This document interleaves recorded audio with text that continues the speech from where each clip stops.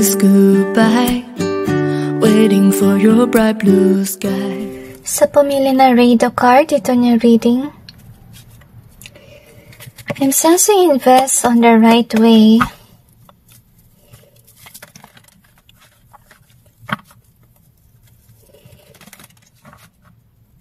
So far naman, I feel na balance naman yung iyong buhay, lalong-lalo na sa iyong career. Pero, yung problema dito guys, madalas ubos yung money. Okay, pero tingnan natin kung ba't ganyan.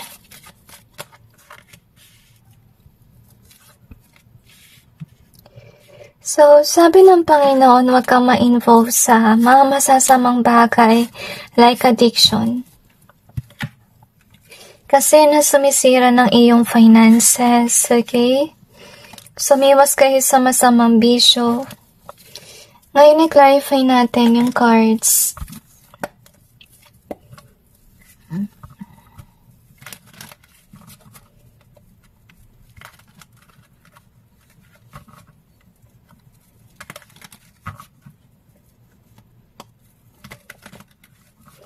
Another dimension.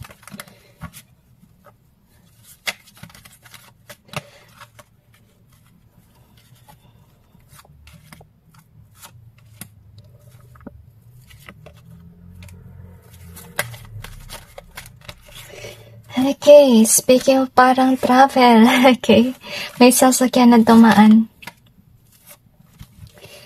Okay, pakaiba naman sa inyo, yung pera ay nalalaan nyo sa pagta-travel.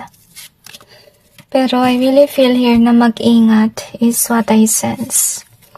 So, tingnan natin yung plano ng Panginoon for you.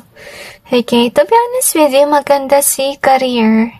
Okay? Siguro magaling din kayo magtayo ng negosyo kasi marami kayo natutunan sa buhay. Pero yung problem natin dito is may dahilan kung bakit mabilisin maubos yung pera kahit na sabihin natin na meron kayong negosyo, may career kayo maganda. Okay? But I really sense that God is urging you to ask for forgiveness kung sakali man nalagay mo yung pera sa mali. I feel ibang pakiramdam dito is parang kayo yung kadugtong na number 1, okay? So, yung plano ng Diyos para sa inyo is basically maging close ka sa mga nangangailangan is what I sense here. At saka wag kang maging hater na mga kaibigan mo, kamag-anak, dimension. You really have to be supportive and loving energy. Okay? So, iwasan nyo yung addiction kasi dahil sa addiction na yan, okay, or something that's holding you back, actually, yun yung dahilan ba't nauubos yung pera. I think that the money should be for helping your family. Because I feel like God is wanting you to learn how to love others, especially your family members. Ngayon, ito yung marirealize mo rin. So, ito yung malungkot guys kasi kapag waldas kayo, di kayo nagsasave ng pera, pansinin nyo, habulin kayo ng kamalasan, which means mapipilitan kayo to put the money there, okay?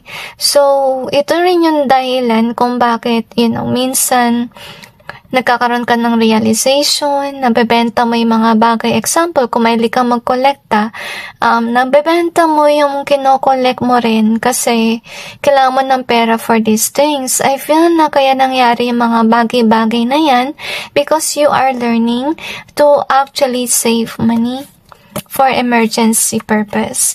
At hindi lang yun, para ka rin makatulong sa iyong pamilya. So, anyway, this is the thing here. So, yung plano ng Panginoon for you is to be you, to be caring person at saka maging madasalin ka rin sa Kanya at maging authentic ka. So, gustong sabihin din ng Panginoon na basically sa mga dahilan na to, na hindi ka ganito, kaya nangyari sa papaaway ka. Okay? So, suggestion ko lang guys, okay, everyday, i-pray nyo yung prayer ni Mother Teresa. Kasi mga katulong yan, lalo na I feel na yung energy niya madalas ay crampy. Okay? So, makakatulong yan kasi by you praying that prayer, magkakaroon ka ng presensya ng Panginoon. To be honest with you, para malayo ka sa mga negativity. At saka, pray ka rin kay God in order for you to actually invest on the right things. Tuwing mamimili ka example, pray ka kay God to help you to budget your money. Malaking tulong yan, okay? Tsaka, hindi lang yun. Okay, ask the divine to teach you how to care for others and how to be authentic. Kasi dahil sa mga bagay-bagay na negative, kaya madalas kang mapaaway. So anyway, next that we have is this one. So ito yung malungkot, guys, okay? Kasi I feel like with this voice here, so maraming pagkakataon na siguro na napagsabihan ka about sa paglustay mo ng pera. Okay? So I'm sensing na darating ang panahon na magiging tama yung mga tao na pinadala ng Diyos para matauhan ka. Kasi darating yung time na magiging ganito ka, na mawalan ka ng pera. I'm sensing na gusto sana sabihin ng Panginoon na huwag mo siyang i-hate. Gusto sana i-point ng Panginoon dito na on your end, you should have saved the money rather than buy something that you don't really need, okay?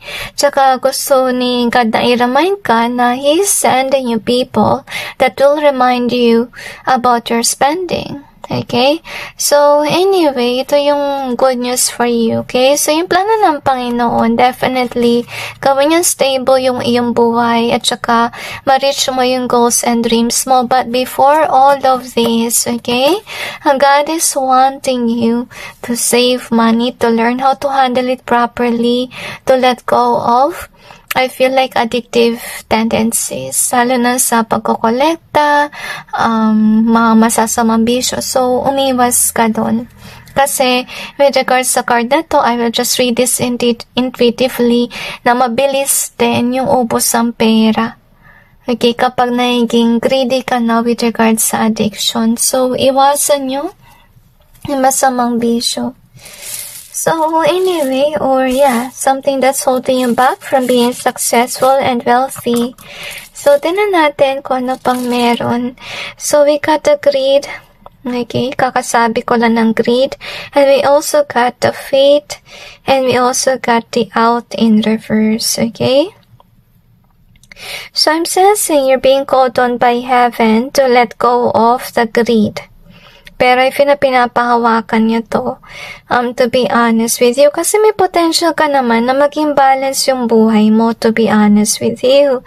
So far naman, nag-grant naman ni God yung wish mo na may trabaho ka, may pera ka, and so on. So ngayon, tuturuan ka niya naman kung paano ilagay yung pera sa tama. We have the wind in reverse. We also got our sense of days has changed, but it's in reverse. So, ito yung malungkot, guys, kasi until now, maybe hindi mo padama yung success, okay? Kasi God is wanting you to know na because of you, having this kind of negative attitude or can be negative addictions, mangyari is syempre, mawala yung pera, hindi ka magiging winner, diba? Lagi kang may losses, lagi kang may utang. So, iwasan nyo yung utang. Okay? Make sure to invest on the right things. So, we got a beautiful in either way. And we also got space. So, wag kang waldas, guys. At saka need mo ng space. Maybe meron ka mga tao sa inyong buhay na talagang bad influence. Okay, nakita mo naman dito. So, umiwas ka rin sa mga taong bad influence sa iyong buhay. Tsaka, as far as you observe, okay, I will just give you an example. Kung wari guys, parte kayo ng isang grupo na mga nangongolekta, pansinin nyo lagi may away doon. Yung rason kasi niyan, guys, kasi hindi magandang mangolekta ng mangolekta. Kasi mangyari niyan is cycle na yan. Na hindi ka nakokontento kung nung meron ka, bili ka ng bili. Okay, instead na i-save mo yung money. So, gusto sana yung point out ni God, kaya may mga away doon kasi inaalis ang Diyos yung mga tao sa ganong larangan. Okay? Gusto ni God na ilagay yung pera sana sa tamang bagay. So, sana maunawaan mo rin kung bakit madalas din ito sa iyong buhay. Okay? Yung mga away na yan. Ngayon, tinan natin kung ano pang meron. So far naman, na-sense ko rin na parang pinipigilan ng Diyos yung connection mo with regards to the wrong person kasi nasa-sense ko rin yung blockage with regards sa throat.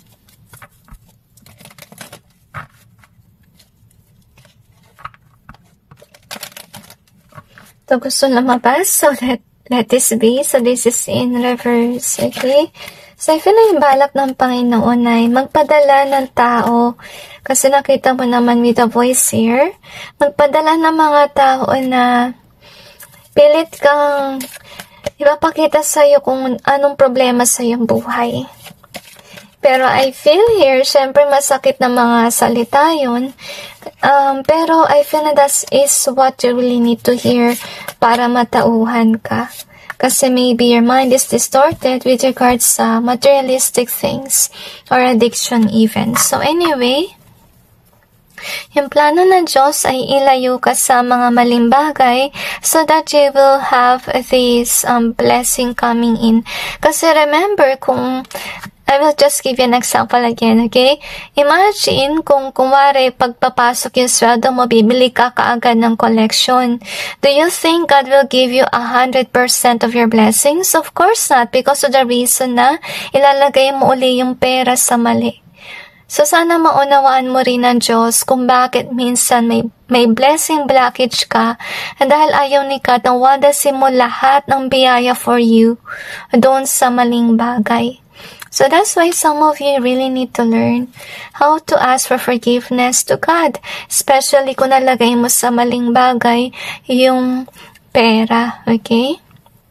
So, yung gusto rin sabihin ng Panginoon na ilalayo ka niya sa mga tao na dinidistort ka or ini-influensyahan ka na to be into that addiction or collection or bisyo, kung ano man yan. Okay? At saka, if ikaiiyak mo to kasi you kinda like feel na ito yung iyong team, ito yung iyong grupo, pero hindi kasi maganda magstay ka dyan forever. Kasi ito yung rason na naubos yung pera mo, yung yaman mo. Sana pantulong mo sa mahirap, pero nag-end up na pambili ng mga bagay na hindi importante. So, God is wanting you to know what you're holding on tightly, addiction, collection, it's something na negative, tukso. So, dapat layuan mo yan kasi hindi ang plano ng Panginoon for you. Plano ng Panginoon na sana maalis ka sa mga ganitong bagay in order to open new doors towards the opportunities and blessing coming in. So, I feel here talaga, plano ng Diyos is malayo ka sa negatibong mga bagay-bagay. So, I hope that you overcome it. Tsaka, yung suggestion ko lang, pwede kayo manood ng videos kung paano ka ma-help, ma-let go yung ganitong mga bagay. I will suggest, pray to God. Okay? Pray to God to help you save money. Pray to God to make you wise. Okay? At saka declutter rin, pwede. Kasi baka marami kang gamit sa bahay dahilan niya minsan kung bakit yung thoughts mo ay distorted din. So, sana magbawas ka ng gamit sa bahay in order for you to have a stable mindset, okay? So, anyway, that's it, guys, with regards to your reading. I just hope this may give you some insight and awareness about your situation, and God bless all of you.